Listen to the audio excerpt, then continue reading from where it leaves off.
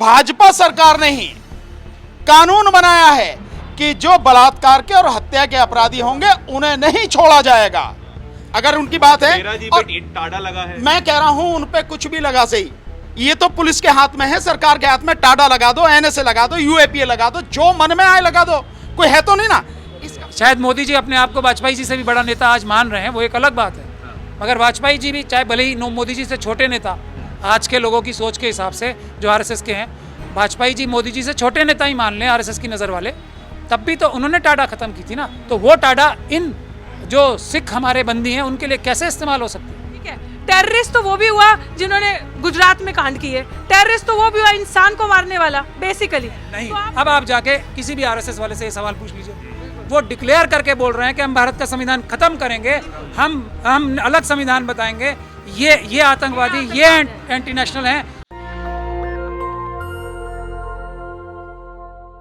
नमस्कार, मैं इस वक्त मौजूद हूँ बंगला साहिब गुरुद्वारे में और यहाँ पर एक बड़ा प्रदर्शन हुआ है, बड़ी बैठक हुई है बंदी सिखों के समर्थन में। 9 बंदी सिख जो पिछले कई सालों से, जिनकी गिरफ्तारी 90 के दशक में हुई थी और आज तक वो अंडर ट्रायल हैं और तमाम बातें उनके बारे में मीडिया में कही जाती हैं।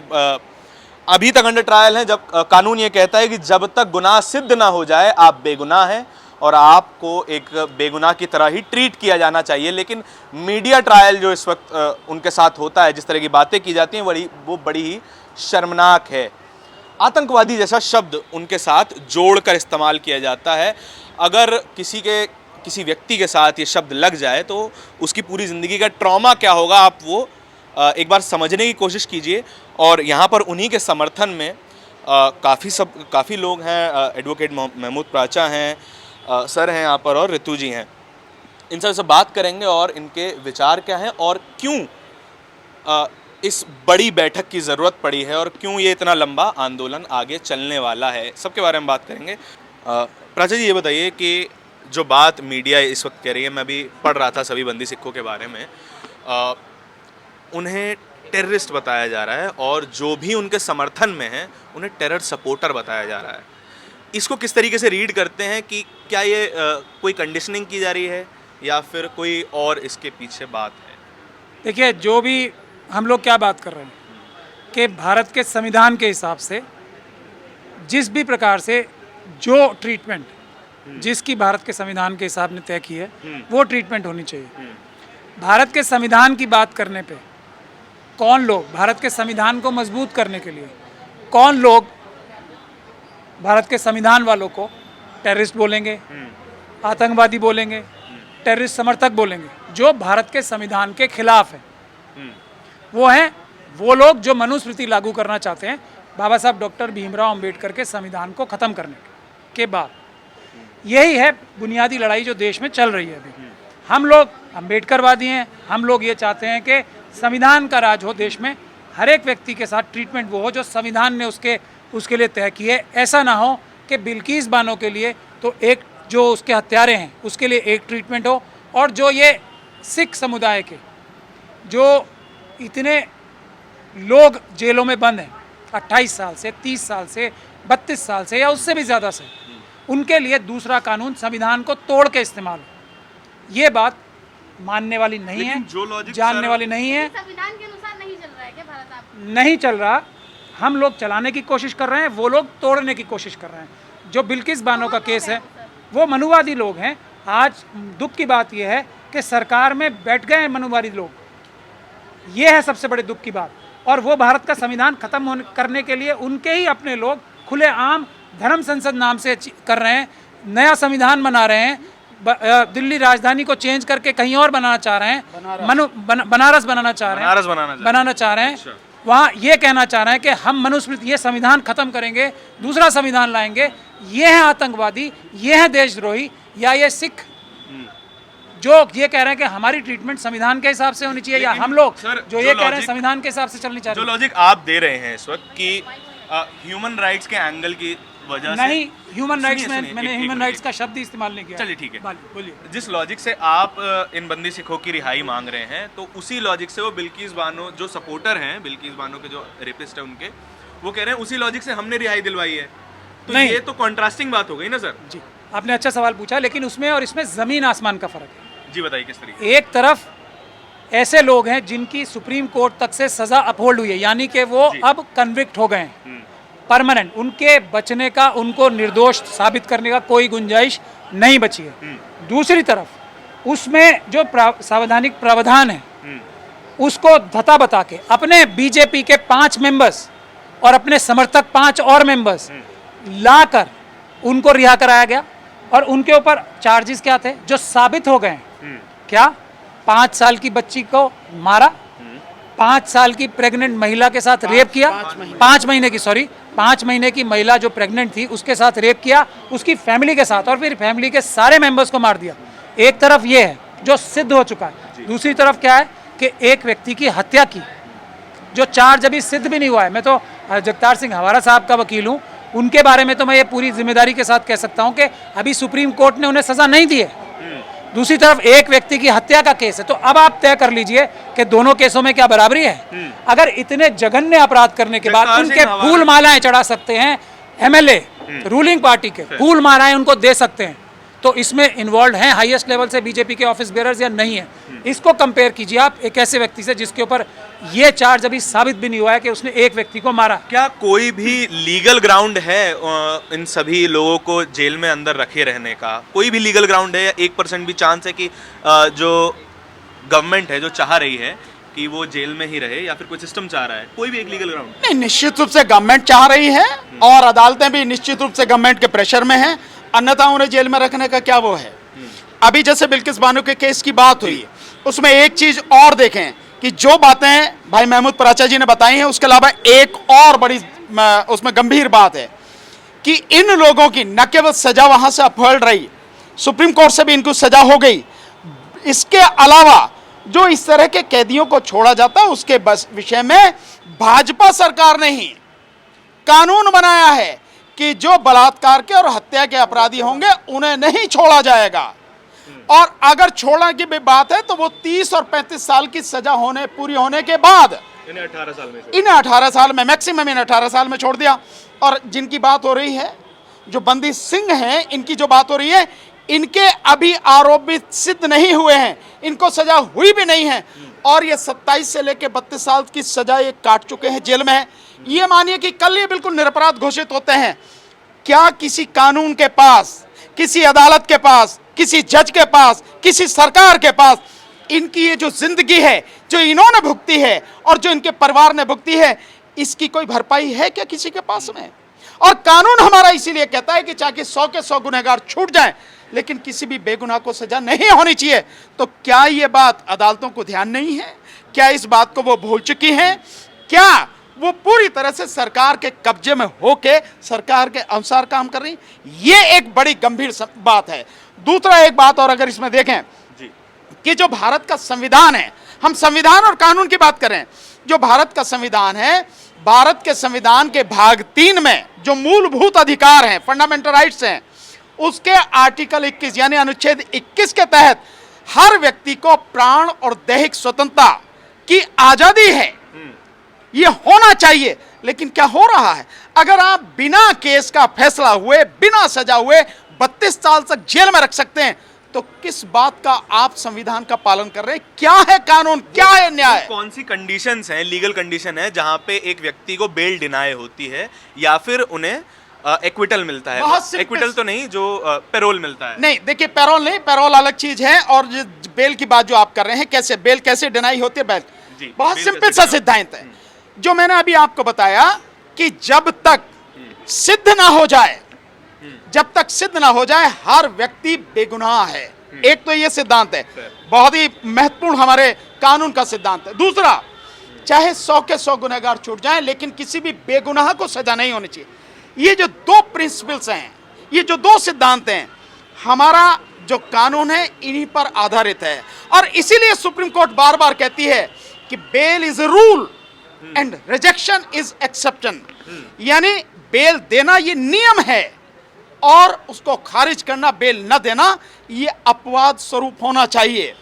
और बेल देने का एक बड़ा कारण है कि जिस समय ट्रायल चलता है, यानी मुकदमा कोर्ट में चल रहा है, सिर्फ 2-3 चीजों की गारंटी होनी चाहिए। एक, जिस व्यक्ति पर ये मुकदमा चल रहा है वो व्यक्ति मुकदमे के दौरान अदालत में हर डेट पर हाजिर होगा, नंबर 1। नंबर 2, वो सबूतों के साथ छेड़छाड़ नहीं करेगा। नंबर 3, वो व्यक्ति किसी भी गवाह को डराएगा धमकाएगा नहीं। इसके अलावा कुछ नहीं होता और इसीलिए वो प्रिंसिपल बनाए गए थे और इसीलिए बार बार सुप्रीम कोर्ट कहती है कि bail is a rule and rejection is exception. बावजूद इसके अगर उन्हें सुप्रीम कोर्ट से बेल नहीं मिल पा रही है, इससे बड़ा अन्याय और क्या हो सकता है। तो क्या रीजन हो सकता है 25 साल 27 साल तक जब अपराधी नहीं सिद्ध हुआ है उसके बावजूद इतने सालों तक जेल में रखना? इसी के लिए तो लड़ रहे हैं हम और हम बार बार कह के आ रहे हैं कि लोगों को जन आंदोलन करना पड़ेगा, इस देश के संविधान को बचाना पड़ेगा और संविधान को बचाने की जिम्मेदारी किसके कंधों पर है? सरकार तो संविधान को खत्म करने के लिए काम कर रही है, नेता तो पूरी तरीके से जिस पार्टी के हैं उस पार्टी के बंधुआ मजदूर बन चुके हैं, गुलाम हो चुके हैं, बल्कि उनकी नैतिकता पूरी तरह से मर चुकी है। तो किसके कंधों पर है? वो कंधों पर है अदालत के, और अदालत में भी विशेष रूप से सुप्रीम कोर्ट और हाई कोर्ट के। लेकिन जब सुप्रीम कोर्ट और हाई कोर्ट ही न देखें कि मुकदमा आप 27 साल तक 32 साल तक चला रहे हैं और अभी तक उसका फैसला नहीं है और आदमी को आपने अंदर रखा हुआ है, मैं फिर उसी बात को दोहराता हूं कि कल जब वो छूट जाएगा, अगर वो छूट जाएगा तो उसके इन सालों का कौन हर्जाना देगा? उसने जो पीड़ा झेली है, उसके परिवार ने जो पीड़ा झेली है, जो समाज में अपमान सहा है, जो उसके जो दुख उसकी पूरी फैमिली ने, उसके रिश्तेदारों ने, दोस्तों ने सहा है, उसकी भरपाई कैसे होगी? इसीलिए वो सिद्धांत बनाए गए थे। अफसोस, मुझे कहने में कोई झिझक नहीं है, शायद अदालतों को ये सिद्धांत जो है वो याद नहीं है। Bail is a rule and rejection is exception, और कोई भी जब तक सिद्ध ना हो जाए हर व्यक्ति निर्दोष है। सर, शायद ये सवाल आपको ख़राब लग सकता है कि जितने भी जो लोग अभी इस वक्त जेल में हैं उन पर बड़े ही गंभीर आरोप हैं और वो कहीं ना कहीं रसूखदार व्यक्ति भी हैं, समाज में अपना दबदबा भी रखते हैं। तो अगर वे बाहर आएंगे तो जिन एक्सेप्शंस की आपने बात की कि वो गवाहों को डरा धमका सकते हैं या फिर सबूतों के साथ छेड़छाड़ कर सकते हैं, पॉसिबिलिटी तो यहाँ पर भी है। तो क्या उस प्रिवेंशन के लिए सरकार ने नहीं रखा? ऐसा तो नहीं है। किस अपराध की बात कर रहे हो आप? उन पे कौन से गंभीर आरोप है, जरा मुझे बताओ आप। जी, हवारा जी पे जो है पूर्व सीएम एक ही व्यक्ति को मारने का वो फैक्चुअल बता। हाँ ठीक है, जी जी वही मैं बता रहा हूँ। एक ही व्यक्ति को, यानी मर्डर का है। हाँ, तो मर्डर के कितने अपराधी हैं? मर्डर के कितने हाँ, आरोप, उस वाली कितने की बात आरोप? ठीक है। तो अगर मर्डर के जो आरोपी हैं, एक ही व्यक्ति का मर्डर उसने किया, हाँ। अगर उनकी बात है, मेरा जी और पे टाड़ा लगा है, मैं कह रहा हूं उन पे कुछ भी लगा सही, ये तो पुलिस के हाथ में है, सरकार के हाथ में। टाडा लगा दो, एनएसए लगा दो, यूएपीए लगा दो, जो मन में आए लगा दो, कोई है तो नहीं ना। इसका फैसला कौन करेगा? इसका फैसला करेगी अदालत। और जिस टाडा को आप लगाते हैं, एनएसए को लगाते हैं, जिन लोगों को आतंकवादी बता रहे हैं, आतंक का मतलब क्या है? क्या एक बार इस देश में आतंक शब्द पर, आतंकवादी पर, आतंकवाद पर चर्चा नहीं हो जानी चाहिए खुलेआम से? क्या इस देश में पिछले 8 साल की बात मैं बताए दे रहा हूं, है उससे पहले भी रहा है, लेकिन पिछले 8 साल का तो बिल्कुल बिना इमरजेंसी की डिक्लेयर किए इमरजेंसी लगी हुई है। और सरकार पिछले 8 सालों से हर किसी को डरा रही है, धमका रही है, आतंक फैला रही है। क्या यह आतंकवाद नहीं है? यानी सरकार अगर कुछ भी करे तो वो कुछ नहीं है, वो सब बढ़िया काम है, देश हित में है। और अगर आम आदमी अपने अधिकारों के लिए लड़ता है या अन्याय के खिलाफ आवाज उठाता है तो आप उसे आतंकवादी कह रहे हैं। आतंक का मतलब डर, और जितना इस सरकार ने डर फैलाया है, जितना फैलाया जा रहा है, जितना लोगों के अधिकारों को छीना जा रहा है, इससे बड़ा आतंकवाद मैंने अब तक इस देश में अब से पहले देखा नहीं है। अगर इसे भी आतंकवाद नहीं मानते तो फिर आप कुछ भी कह सकते हैं इसके विषय में। छवि जिस तरीके से कहा जा रहा है कि खराब बनाई गई मीडिया द्वारा या जिसके द्वारा भी, अब आप लोग उसका समर्थन करेंगे? किसके छवि समर्थन में क्या लोग जुड़ेंगे आपके साथ? क्या अगर व्यक्ति की छवि खराब होती है तो उसके साथ में लाखों लोग आते हैं क्या? आप जेल से रिपोर्ट मंगाइए, जैसे भाई साहब बता रहे हैं, यही उसका जवाब देंगे, लेकिन मैं फिर भी एक जेल से जो बता रहे हैं कि जेल से उनका जो बिहेवियर है उसकी रिपोर्ट मंगाइए। हर कैदी उनका सम्मान करता है। जिनकी बात हो रही है उनकी हवारा साहब की हर कैदी उनका सम्मान करता है, वहां का पूरा स्टाफ उनका सम्मान करता है। हर चीज को वो लगन से, बड़े मन से और बहुत ही शांत स्वभाव के साथ कर रहे हैं। इसे क्या कहेंगे आप? आखिर जेल किस लिए? चलिए मैं मान लेता हूं, इसको और भी बता दें। हमारे देश का कानून दंडात्मक नहीं है, दंडात्मक के माध्यम से सुधारात्मक हमारे देश का कानून है, व्यक्ति को सुधारने की कोशिश की जाती है। इसीलिए आपने देखा होगा कि चर्चा इस बात की भी चलती है कि जो फांसी की सजा है उसको खत्म किया जाए, क्योंकि हम जेल में जो देते हैं, सजा जो देते हैं, वो व्यक्ति, वो बात की बात मैं आपको पहले बता रहा हूं कि चल क्या रहा है, कि उस विषय में व्यक्ति को सुधारने की बात है। और अगर उसका बिहेवियर इस तरह का है कि वो व्यक्ति सुधर गया, इतना सभ्य हो गया है, इतना सौम्य हो गया है, इतना व्यवहार कुशल हो गया है, तो क्यों नहीं उस व्यक्ति को जो रिहा किया जाना चाहिए? क्या कारण है इसका? सर यही बात तो बिल्किस बानो केस में विधायक ने की थी। किसने? बीजेपी के विधायक ने। वो विधायक ने की, तो लेकिन उसी सरकार ने यही तो कानून बनाया है कि जो रेप का और जो हत्या का अपराधी है, दोष सिद्धि है, उसको इस कानून का लाभ नहीं मिलेगा। ये भी तो उन्होंने कहा है। जी प्राचा जी बताइए, आप क्या कह रहे थे उस केस को? मैं इस केस के बारे में और सभी केस के बारे में जो आपने सवाल पूछा, ये बोलना चाहता हूँ कि इन केस में, क्योंकि मैं हमारा साहब का वकील हूँ तो मुझे फैक्ट्स पता हैं जी जरूर। कि इन केस में अब किसी की गवाही नहीं होनी है। ट्रायल पूरा हो गया तो गवाह में छेड़छाड़ करने की कोई गुंजाइश नहीं है। उनके अब उन्हें पेश भी नहीं होना है ट्रायल के दौरान, उसकी भी ज़रूरत नहीं है। उनका जो बिहेवियर है, ये आप लोग भी रिसर्च करके बताइए कि पूरी जेल में यदि किसी भी व्यक्ति का बिहेवियर सबसे अच्छा है तो वो कौन है? उसमें जत्थेदार हवारा साहब का नाम आएगा। और आज जहाँ तक आपने लोगों के जोड़ने की बात की थी, तो जत्थेदार साहब को जत्थेदार कैसे बनाया गया था?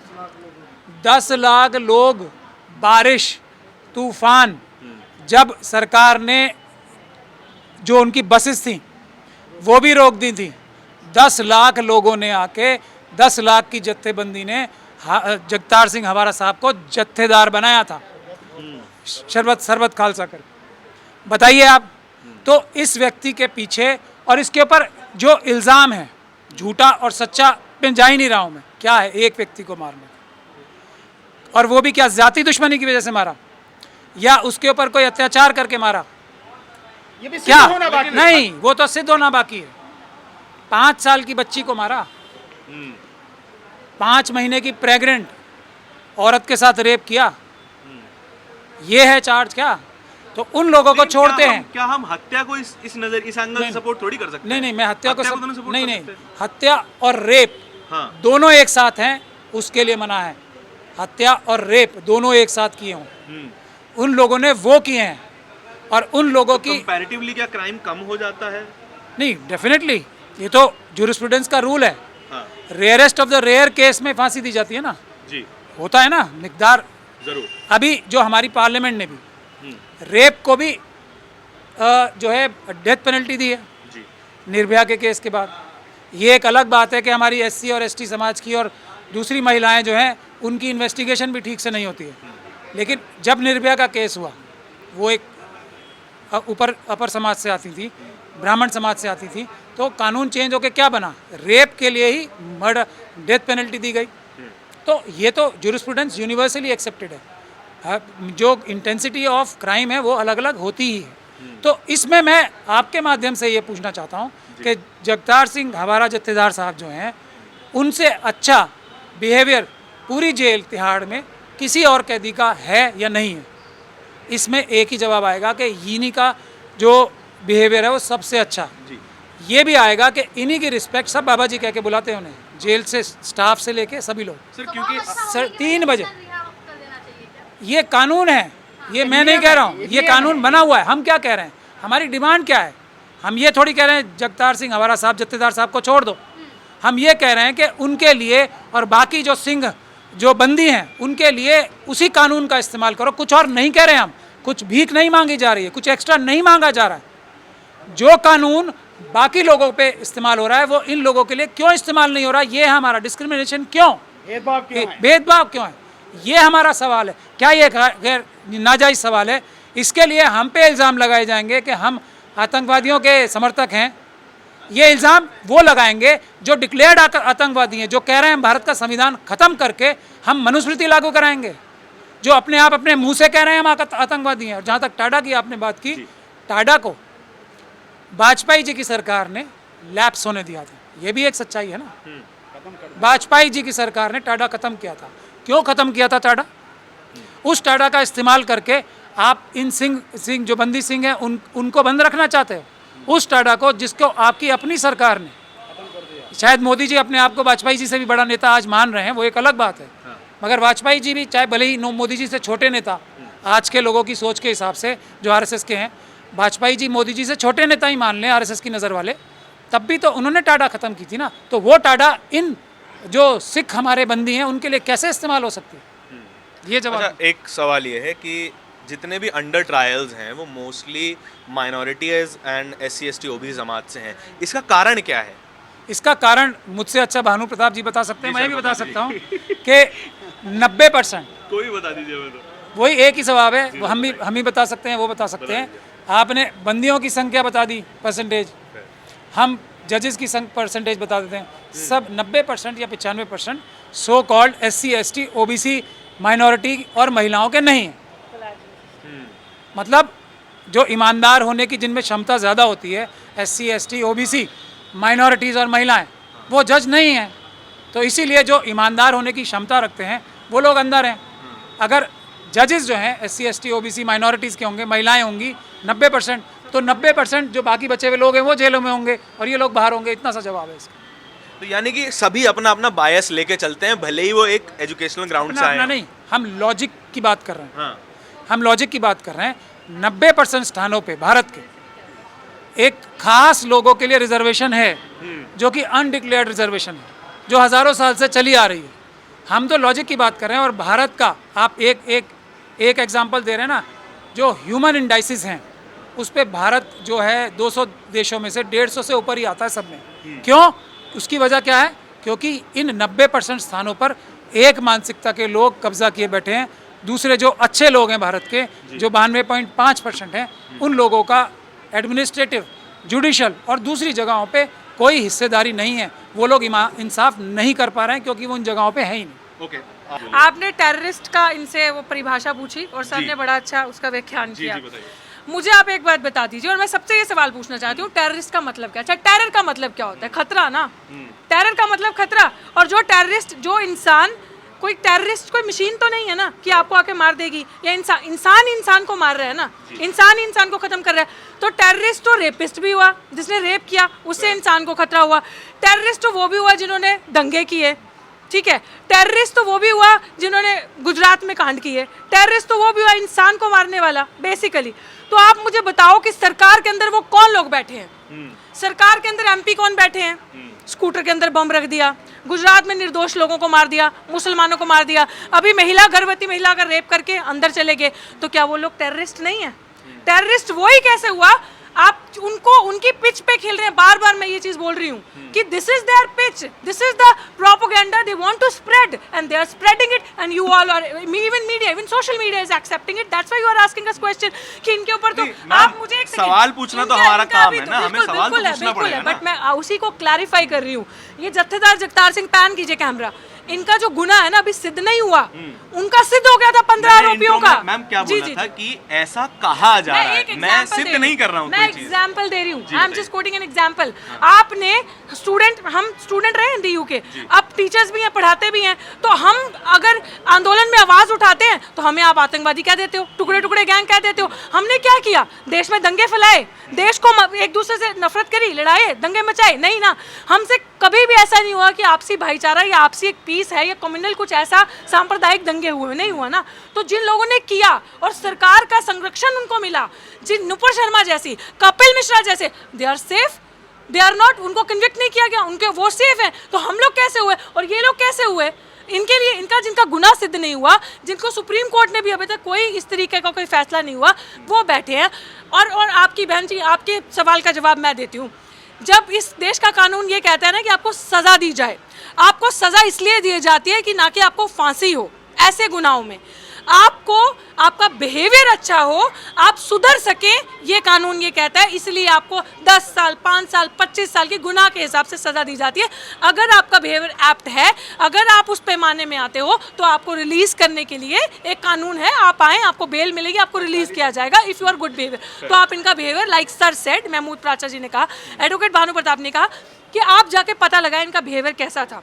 ये तो आपने मुसलमानों को आतंकवादी बता दिया, क्योंकि आप इस समय कुछ 2% लोग हैं जो सत्ता में बैठे हैं, मीडिया कब्जा लिया, चोर निकम्मे नकारा लोग आपके पैसे लेके बाहर भाग गए, वो लोग आपको फंड कर रहे हैं, मीडिया आप खरीद रहे हैं, उस लोग भगा दिए एग्जैक्टली। और वो दिन दूर नहीं है जब ये भी झोला उठाएगा नरेंद्र दामोदर दास मोदी और भागेगा, वो दिन दूर नहीं है। तो आपने हमारे निर्दोष लोगों को जिनका कोई गुनाह नहीं है उनको टेररिस्ट कहा। हम जैसे लोगों ने जब किसान आंदोलन में आवाज उठाई तो आपने हमें खालिस्तानी कहा, मतलब आपको नहीं पता खालिस का मतलब क्या है, विच मीन्स प्योर। आपने कहा खालिस्तान मीन्स टेररिस्ट, करो जी इनको। तो this is what they are spreading this propaganda.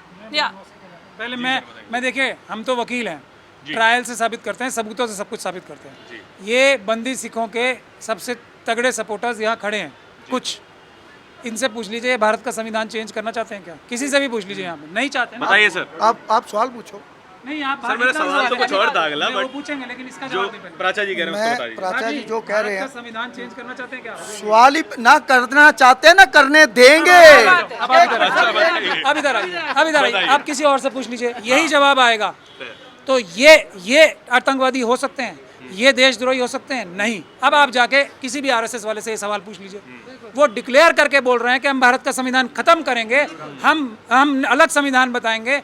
ये आतंकवादी, ये एंटी नेशनल हैं, और ये सरकार बहुत बड़ा, और ये सरकार, ये प्रधानमंत्री, ये होम मिनिस्टर, ये चीफ मिनिस्टर, सारे जो इनके आरएसएस और बीजेपी के, उन लोगों के खिलाफ कोई कार्रवाई नहीं कर रहे। तो आतंकवादी वो हुए, देशद्रोही वो हुए, या ये लोग हुए जो ये कह रहे हैं नाम संविधान खत्म चेंज करना चाहते हैं, ना हम खत्म होने देंगे। सर जो आप बातें कर रहे हैं बहुत जरूरी हैं और लॉजिकल भी हैं, नो डाउट, लेकिन तो जो देशद्रोही हैं वो देशभक्तों को देशद्रोही बताएंगे, चोर जो पुलिस है पुलिस को चोर बताएंगे। अब चोर ये सर्टिफिकेट देगा। चोर सर्टिफिकेट एक देगा। बात सर मैं करना चाहता अब हूँ। आप करें जो बात करें। मैं प्राचा जी एक बात अभी लेटेस्ट बता रहा हूँ आपको। अभी हम यहाँ से मोर्चे में से 2 लोग कश्मीर गए थे। जी। आपको पता है, सब लोगों को, देश को पता है कि कश्मीर में हालात ठीक नहीं है, ठीक है, सब पूरे देश को पता है। हम देश के प्रधानमंत्री को और देश के होम मिनिस्टर को इस बात से अवगत कराना चाहते हैं आपके माध्यम से। वहाँ जो आर्मी, जो हमारे सिख कम्युनिटी के जवान लगे हुए हैं, जो वहाँ पे रोज़ किसी ना किसी का बक्सा आ जाता है, पंजाब में, हरियाणा में, गुजरात में कभी नहीं आता, गुजरात में कभी नहीं आता। गुजरात में ड्रग्स मिलते हैं। हाँ चलो छोड़ो, मैं उस विषय में नहीं जाऊँगा। गुजरात। मैं जो बोलना चाह रहा हूँ वो प्रधानमंत्री जी, होम मिनिस्टर जी सुनो, जो हमारे कम्युनिटी के लोग वहाँ फौज के हैं, हमारी उनसे बात हुई, हम मोर्चा लगा के बंगला साहब में बैठे हैं। वो फौजी लोग जो हैं उन्होंने चिंता प्रकट की, प्रधानमंत्री जी सुनो ध्यान से, वो फौजी लोग चिंता प्रकट कर रहे हैं कि देश गलत दिशा में जा रहा है। जब फौज चिंता करे तो देश के प्रधानमंत्री को ये सोच लेना चाहिए कि इस देश में बहुत जल्दी गृह युद्ध होने जा रहा है, और देश का जो सुरक्षा कर्मी है, जो देश की बॉर्डर की सुरक्षा करता है, उसके मन में भी डबल माइंडेड हो गया वो, कि वो 11 छोड़ दिए, ये क्यों बंदी बना के रखे हैं, क्यों? वो इन परिवारों के बच्चे हैं जो बॉर्डरों पे बैठे हैं, ये जो है ना, इनके रिश्तेदार हैं, वो जो वर्दी अपना देश की ड्रेस पहन के बॉर्डरों की सुरक्षा कर रहे हैं। इनका कोई ना कोई भतीजा होगा, कोई ना कोई चाचा भतीजा, कोई ना कोई रिश्तेदारी होगी। मैं देश के प्रधानमंत्री को अवगत कराना चाहता हूँ, अगर अब भी ना संभले तो बहुत देर हो जाएगी। अभी बिटिया मेरी कह रही थी झोला उठा के चलना पड़ेगा। देश की जब फौज, आपको पता है जब ब्लू स्टार ऑपरेशन हुआ था प्राचा जी, उस वक्त सिख कम्युनिटी के फौजी बहुत बैरकों से भाग गए थे। हम उनको क्या बोलते हैं? धर्मी फौजी। उन्होंने धर्म के लिए, क्योंकि हमारे उस धार्मिक स्थान के ऊपर इस हिंदुस्तान की सरकार ने टैंकर चढ़ा दिए, गोले फेंके, ठीक है नहीं, तो जो वो लोग बगावत करके निकले उनको हम धर्मी फौजी बोलते हैं। तो ये जो है ना, इनका नाम लिया जा रहा है जगतार सिंह हवारा जी, जिसका मर्डर किया उसका नाम था बेअंत सिंह, जिसका चार्जर्स ये कह रहे हैं जी सच कोई साबित नहीं हुआ, क्योंकि ये लोग जानते हैं क्या सच्चाई है क्या नहीं। पर लेकिन इस शख्सियत के लिए 10 लाख लोगों ने सरबत खालसा बुला के इसको अकाल तख्त साहब का जथेदार बनाया है। हमारा जी भी तो पूरा इंटरव्यू अलग से किया जाए। अकाल हाँ बिल्कुल करो। मैं तो देश के प्रधानमंत्री को और सबसे ज़्यादा मैं प्राचार्य जी, भानु प्रताप जी, रितु सिंह जी, अपना काश कांगड़ा जी, अंजू जी, अपने जितने भी आपके सहयोगी आए हैं, हम आपके ऋणी हैं और ऋणी रहेंगे। ये रिहाई हो ना हो, हम आपको सलाम अलैकुम कहते थे, कहते हैं, कहते रहेंगे। हम जय भीम बोलते थे, बोलते हैं, बोलते रहेंगे। और जय जय जय जय जय भीम। जय भीम, जय भीम। देखिए आप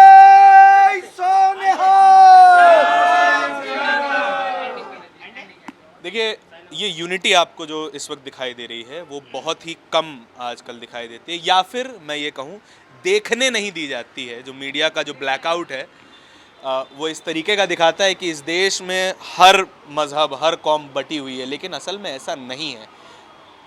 हर मोहल्ला आज भी उसी यूनिटी के साथ रहता है जो कभी रहा करता था, और वो हमेशा यूनिटी रहेगी, क्योंकि ये देश किसी एक धर्म का नहीं है, किसी एक समुदाय का नहीं है, किसी संप्रदाय का नहीं है, ये संविधान का देश है। और जो भी बातें आपने इन सभी की सुनी, उनसे आप सहमत हो सकते हैं, असहमत हो सकते हैं, लेकिन इन बातों पर विचार करना बहुत ज़रूरी है। ऐसे ही सवाल, ऐसी ही कहानियाँ हम आप तक रोज़ लाते रहते हैं। कैमरे के पीछे मेरे साथी आशीष के साथ नेशनल दस्तक के लिए धारण की रिपोर्ट। धन्यवाद। नेशनल दस्तक की आपसे गुजारिश है कि अगर इसको बचाना चाहते हैं तो नेशनल दस्तक को सब्सक्राइब करने के लिए रेड कलर के सब्सक्राइब बटन को दबाएं, फिर बेल आइकन की घंटी दबाएं। नेशनल दस्तक को बचाने के लिए बहुत ज़रूरी है कि हर खबर को शेयर करें, लाइक करें, कमेंट जरूर करें।